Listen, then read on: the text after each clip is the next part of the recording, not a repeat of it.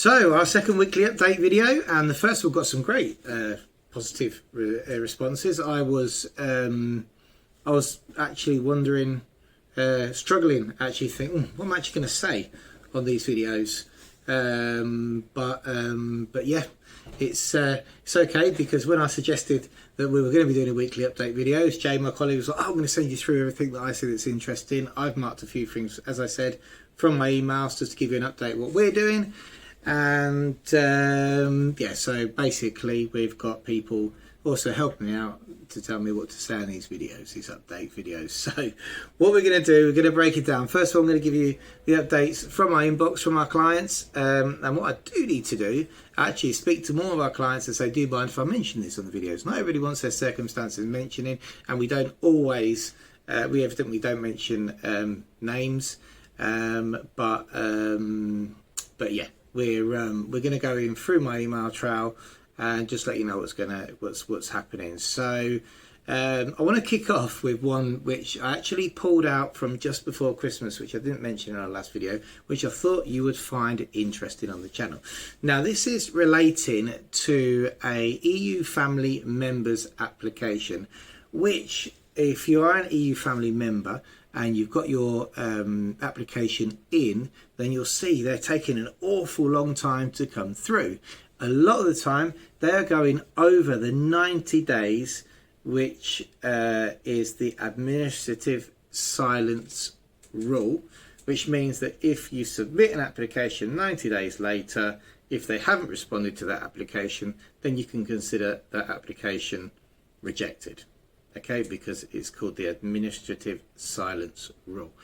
When we submit one here in Malaga, we get a letter back saying en trámite.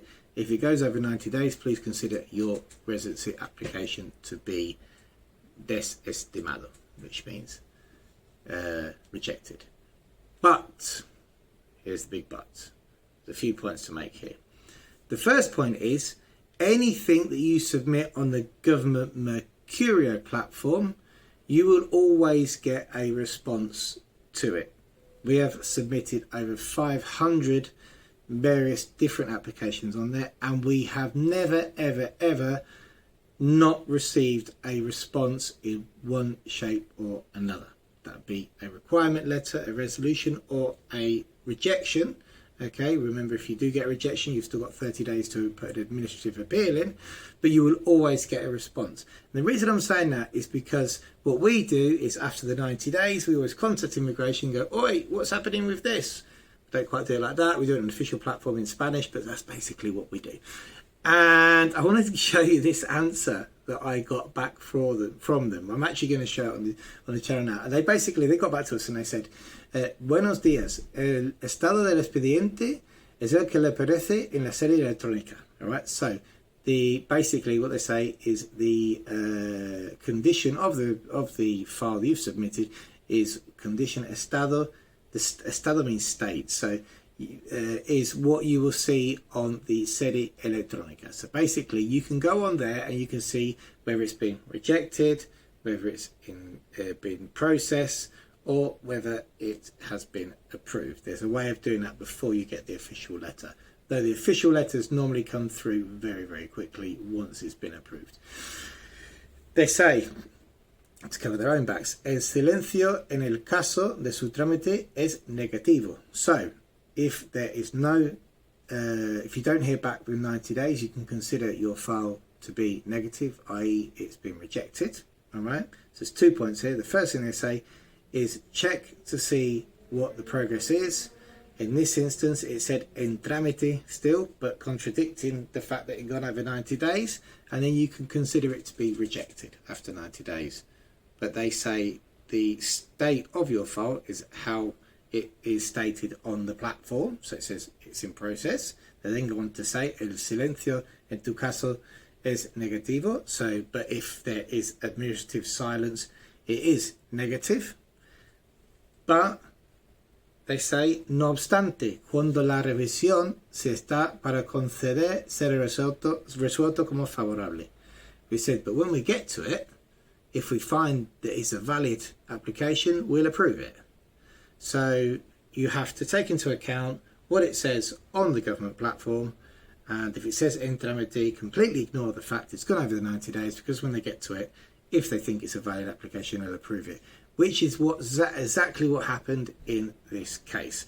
So should you be worried about the 90-day administrative silence rule? If the government platform says Entramite, then no, you shouldn't be, and I've seen cases around Spain where it's taken up to 6 months to come through.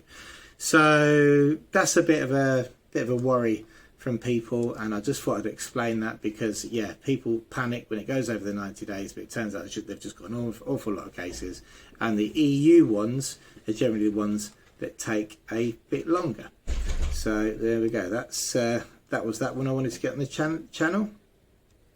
Where are we now? Let's go back up to, we got another approval through from our lovely clients up in Alicante, the Shepherds. Now, the reason I'm bringing this up is because they had an awful lot of translations, about 400 euros worth of translations from various sources of passive income, but it was accepted in Alicante, so that was good. We had one that's very similar, and we got a requirement letter for it, which was a bit of a pain, to be honest with you. So that was that one. What else do we have here? We got another visa through, which took just 4 weeks from London. And now what's happened, this is a good case, because what's happened is, since then, the person's circumstances have changed, and they've got their visa, and now they've had to delay coming to Spain. So we're working out now to push the envelope right to the back end of the visa, something we don't really like to do. We like to have enough time to get the time of the Weyer appointment in, but we're having to change because this person, unfortunately, their circumstances have changed.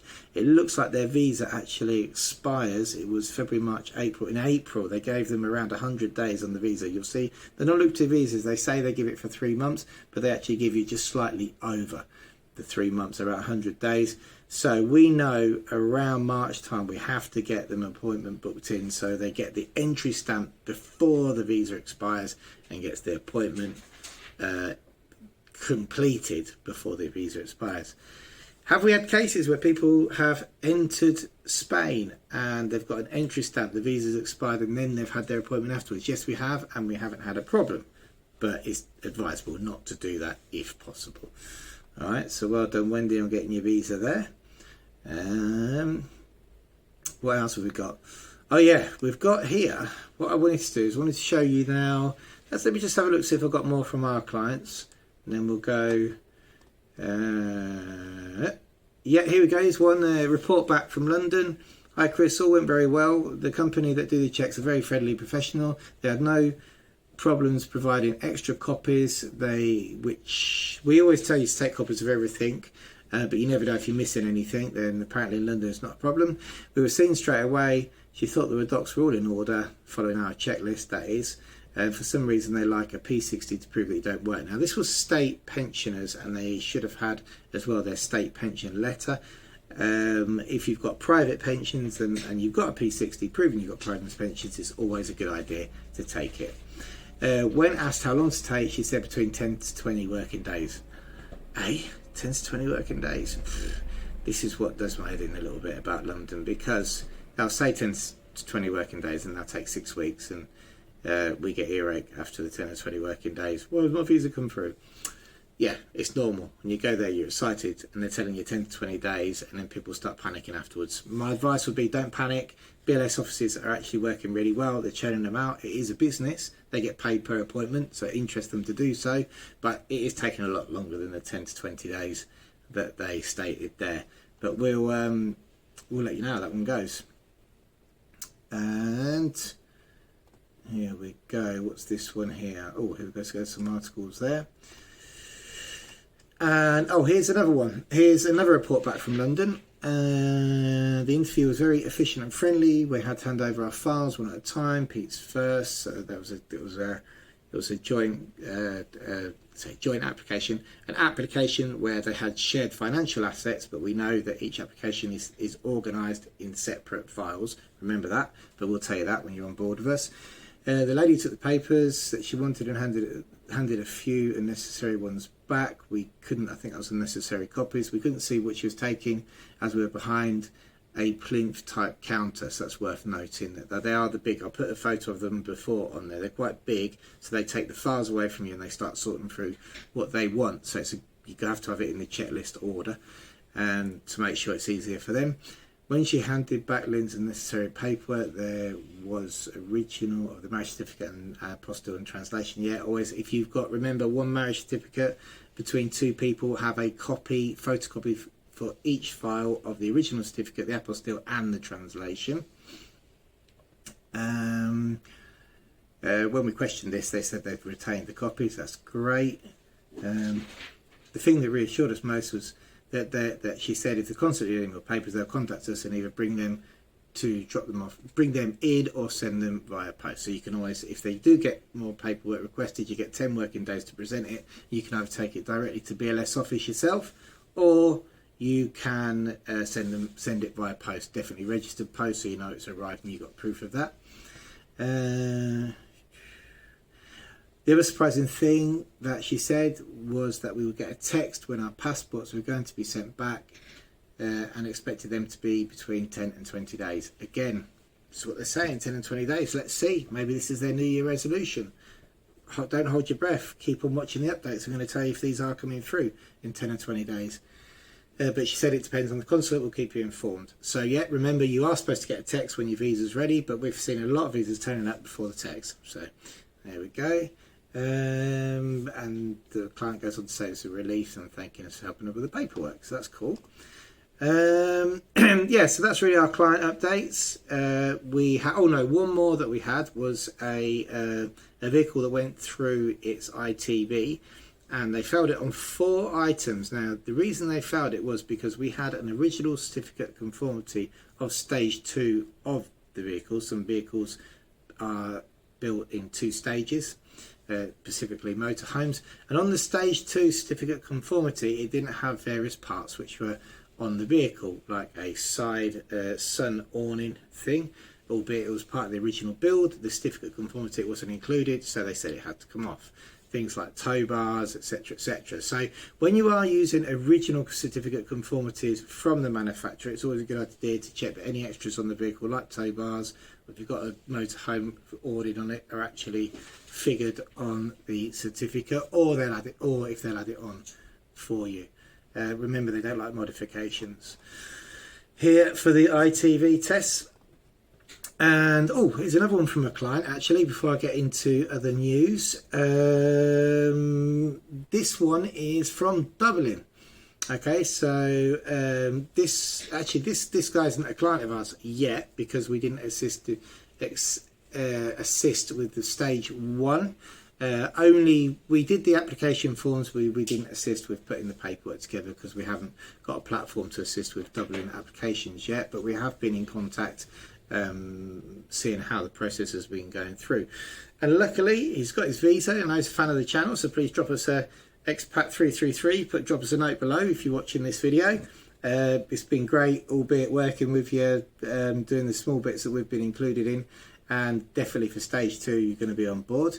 But and he got his visa, and one of the things that I haven't seen before is they're asking for details of the flight. Now this is Dublin, so there's not many non-lucrative visas go through Dublin, because a lot of people who live in that area will have Irish passports, obviously.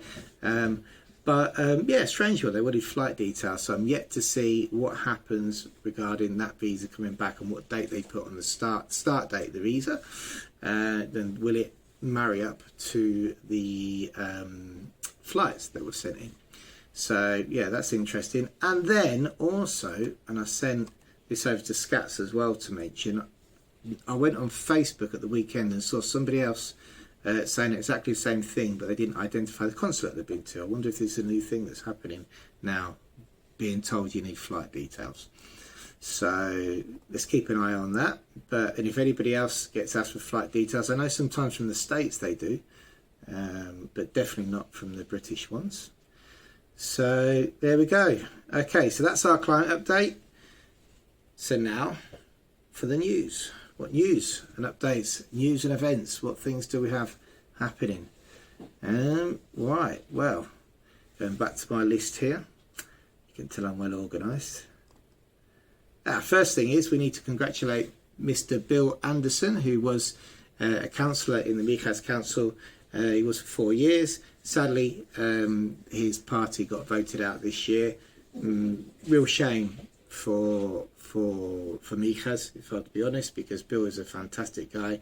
I know him really well. He's part of my networking group as well, and he just wanted to help the immigrant and English-speaking community, basically. And he always had a voice in the town hall, which no longer he doesn't have anymore because they got voted out. And really wish that more people turned out to vote for his party, so Bill could still be there in Mijas. But he has a new job now. He is now the editor for the Euro Weekly News, so we just want to wish him all the best with his new job.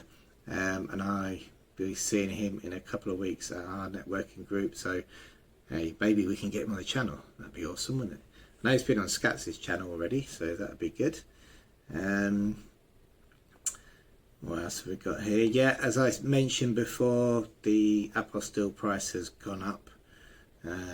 Disgusting. I got corrected at the weekend. I said it went up 25%, but of course it didn't. It went up 33.3% if it was from 40 to 30. So it's, sorry, from 30 to 40 pounds for an apostille. Next thing is check out these scams which are coming through on your mobile. If you're getting a Spanish mobile and you're coming to Spain, and for example you've got a BBVA account, which I'm not too sure how these scammers know I've got a BBVA account, but I got these text messages through which are on your screen now. Luckily I was alerted through my phone security that it was a scam, but it was extremely convincing. Basically telling me that I'm going to tell you now. So basically they were saying that someone has tried to take 200 euros from my account. Click on this link to verify who it was, and luckily my phone came up with this. It's a dangerous site, don't click on it. There's an awful lot of scams going around via short text. Never click on the link via short text, never. Your bank won't do that. It's not a good idea to click on any of these short text links. Definitely don't do that. And what else have we got on here?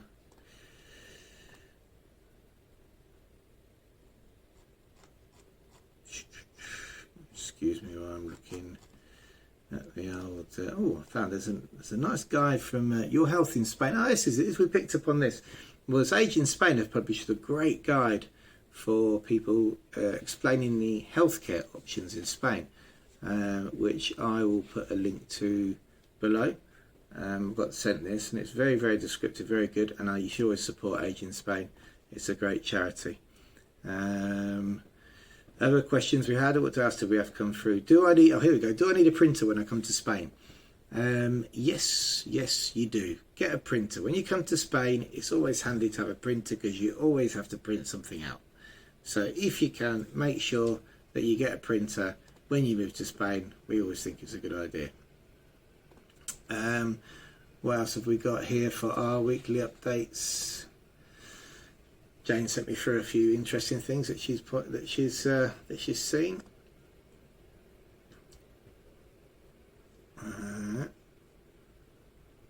Might have to actually read these first and put them in next week's. That might be a good idea. But yes, oh, here's a good one. Yes, the ETIAS system looks like it will be in operation now this autumn in 2024. Oh no, sorry, the EES system will be in autumn 2024, and the ETIAS will be in spring 2025. So I know that's been waiting for that for a long time. So there we go. That's about it, really. That's our weekly update. Check out the rest of the videos that we've got coming out this week. We have now more or less finished our Padron round in the Alicante region, and we have videos now on how to get a Padron in Alicante, Murcia, in Mazarrón, Algorfa, San Miguel de Guadamada Segura, Rojales. There's loads on there, so check those videos out if you move into any of those areas, and we are going to be completing our articles which are relating to those videos very, very soon. And next week we'll be back with more updates from what's happening at Upsticks. Thanks for watching.